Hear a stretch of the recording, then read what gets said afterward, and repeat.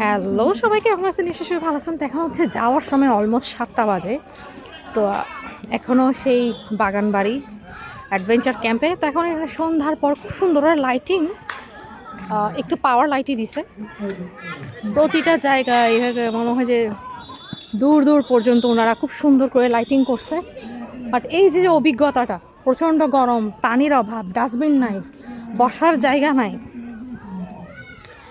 খাবারের পরিমাণ কম, টানাটানি, ওখানে ধাক্কাটা কি মারামারি অবস্থার মতো হয়ে যাচ্ছে, এমন অবস্থা। কি সুন্দর! হ্যাঁ হ্যাঁ, না না দিয়ান এখানে আসে নাই, তোমার সাথে খেলতে গেছে না, এখানে না, এখানে না, যাবে না, এখানে কেউ নাই এখানে। তো এই দেখেন কি আলো দেখছে রাতের বেলা, এখানে এত সুন্দর লাইট।